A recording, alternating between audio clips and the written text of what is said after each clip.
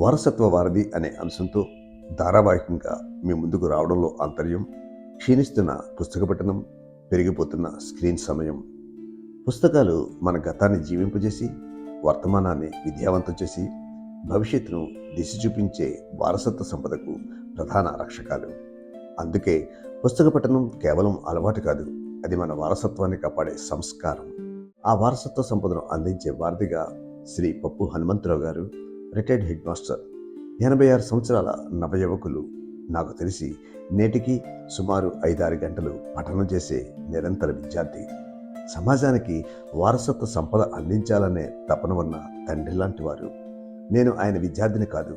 ఆయన వయస్సు, జ్ఞానతృష్ట, సామాజిక తపన చూస్తుంటే కనీసం ఒకరిద్దరు రేపటి తరం వాళ్ళు వింటే మన వారసత్వ చిహ్నాలైనా మిగులుతాయేమో అనే ఆశతో వాటిని వీడియో రూపంలో అందిస్తున్నాను.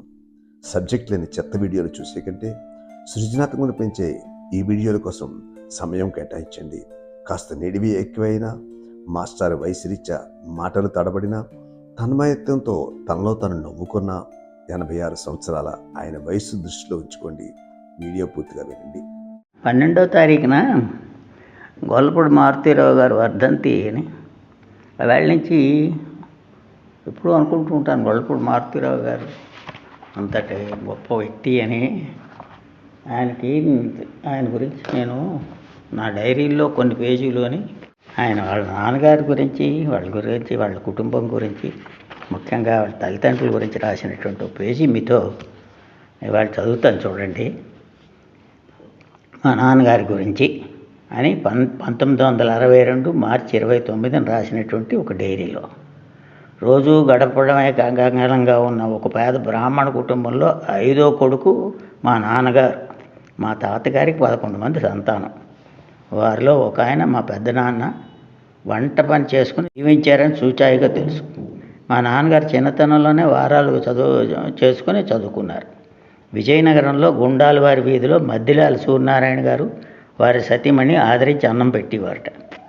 ఏ రోజైనా వారం దొరకకపోతే ఆకలితో పడుకుంటా ఆ ఇల్లాలు కడుపు తడివి అన్నం పెట్టేదట. అది వాళ్ళ నాన్నగారు చదువు గురించి చెప్తున్నారు. ఇవన్నీ మా అమ్మ చెప్పగా నాకు తెలిసాయి. మా నాన్నగారు రోజు స్నానం చేసి తడితూ వాళ్ళతో మద్దిలాల దంపతులకు దండం పెట్టుకుని అన్నం ముట్టుకునేవారు. ఇదే పరిస్థితి ఘంటసాల వారికి కూడా ఉంది. మా ఇంట్లో ఏ ఆధునిక సౌకర్యము నా చిన్నతనంలో ఉండేది కాదు. కరెంటు లేని రోజులు.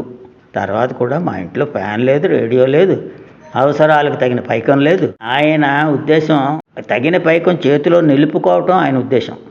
మా ఇంట్లో మొదటి రేడియో నాకు వచ్చిన అంతర్విశ్వవిద్యాలయాల రేడియో నాటిక రచనలో పోటీలో బహుమతి పాల్గొన్నప్పుడు కొనుక్కున్నాను. అప్పుడు మా నాన్నగారు 6 రూపాయలు ఇచ్చిన గుర్తు. అయితే కన్ను మూసేదాకా ఏనాడు నా అవసరానికి నా దగ్గర డబ్బు లేదు అనే మాట ఆయన నోటి నుంచి వినలేదు.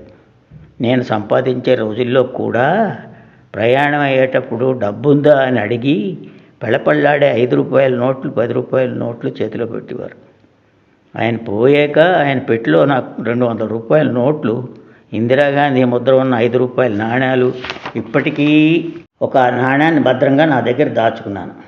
ఈ వాక్యం రాస్తూ మరొకసారి ఆ నాణ్యం ఉందా లేదా అని కూడా చూశాను. ఎప్పుడూ పేదరికాన్ని మా ఛాయలకు రానివ్వలేదు. ఆకలితో పస్తులు ఉండటం ఏమిటో మాకు తెలియదు. పేదరికాన్ని తలస్పర్శిగా అనుభవించిన ఒక పేద బ్రాహ్మణుడి లేమి పట్ల భయం ఆ జాగ్రత్తకి కారణం. తులం బంగారం 100 రూపాయలు ఉన్న రోజుల్లో నా ఆనర్స్ చదువుకి 3 సంవత్సరాల పాటు ప్రతి 3 మాసాలకి 33 రూపాయలు కట్టేవారు. తనకున్న దానిలోనే గుప్తదానాలు చేసేవారు. తిండి లేని వారికి చిన్న చిన్న ఉద్యోగాలు చేయించేవారు. మా నాటకాల వ్యసనానికి మా అమ్మ నన్ను నిర్దుష్టంగా తూర్పారబడితే మా నాన్నగారు నెమ్మదిగా మందలించేవారు. ఆయనకి నేను చెడిపోతున్నాననే భయం మనసులో ఏ మూల ఉండేది కాదు అనుకుంటాను. ఆనర్స్, ఈయన మారుతీరావు గారు ఏ ఆనర్స్ చదివారండి. మా ఆనర్స్లో 2 సున్నాలు సాధించి ఆ సంవత్సరం పరీక్ష రాయకపోతే 3 ఏళ్ళ నా చదువు ఆయన ఖర్చు వృధా అవుతుందని ఓసారి నాతో మాట అన్నారు.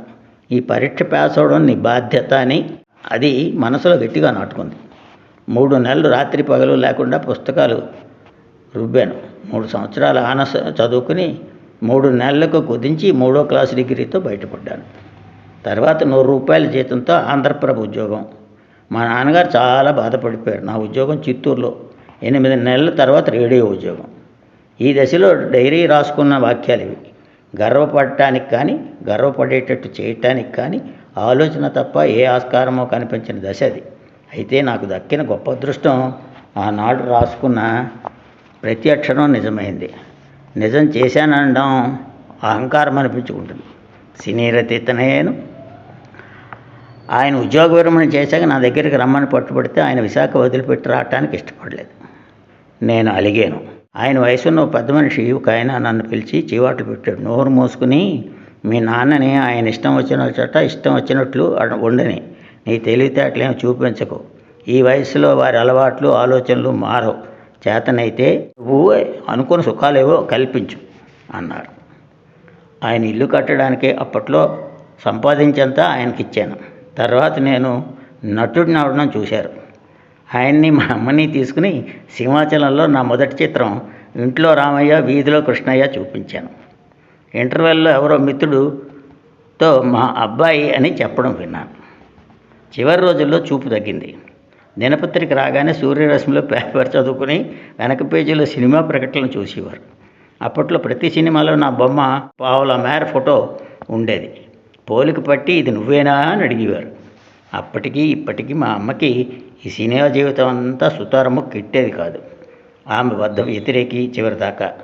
ఆమె దృష్టిలో సుఖవంతమైన జీవితం విశాఖపట్నంలో పెన్షన్ వచ్చే గుమస్తాగిరి చేసుకోవడం. ఎందుకు ఈ డబ్బు, చేసింది చాలు, హైరాణ మాని రెస్ట్ తీసుకో అనేది.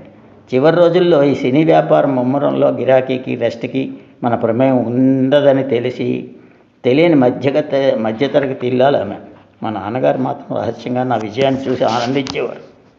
సంసారం ఒక చదరంగం అనే సినిమా నేను ఈ మధ్యనే ఈ సినిమా ఎక్కడో ఈ యూట్యూబ్లో వస్తున్నప్పుడు చూశానండి. చూసిన తర్వాత అనుకున్నాను, అయ్యో ఇతను నాకు బీచ్ రోడ్లో కొంచెం పరిచయం అయ్యారు. అయ్యో ఇతను బాగా తెలిసిన ఆయనే అని అనుకుంటూ ఉంటాను అన్నమాట. చాలా బాగా అనిపించింది ఆ సంసారం చదరంగం అనే సినిమా చూసి. నేను చిన్న మొక్క చూస్తూ సంసారం ఒక చదరంగం సినిమాని నా కుటుంబానికి ప్రత్యేకంగా ప్రొజెక్షన్ వేసుకుని అవకాశం ఇచ్చారు ఈ ఏవిఎం నిర్మాతలు. మా అమ్మ నాన్నతో కూర్చొని చూశాను. అది నాకు జీవితం ఇచ్చినటువంటి పద్మభూషణ్ బిరుదు. అంతా ఆ సంవత్సరం 1987. చూడండి మాట. వాళ్ళ అమ్మ నాన్న సినిమా చూశారంటే అది అతనికి పద్మభూషణ్ బిరుదుతో సమానం అయింది. చివరి రోజుల్లో అయినా నా వల్ల తృప్తి సంతోషం కలగాలి అని 1961లో నేను రాసుకున్నాను. అది నిజమైంది. మరి 18 రోజుల్లో మా రెండో అబ్బాయి ఉపనయనానికి సిద్ధపడుతూ ఆరోగ్యం క్షీణించగా ఉత్తరాయణం కోసం ఎదురు చూస్తున్నానని మా మిత్రుడితో చెప్పి 1992లో నిద్రలోనే సెలవు తీసుకున్నారు మా నాన్నగారు అంటారు. ఇందులో చాలా అంటే ఈ నా డైరీల్లో కొన్న పేజీలు అన్న విషయంలో చాలామందిని గొల్లపూడి మారుతీరావు గారు పరిచయం చేసిన విధానం అద్భుతం.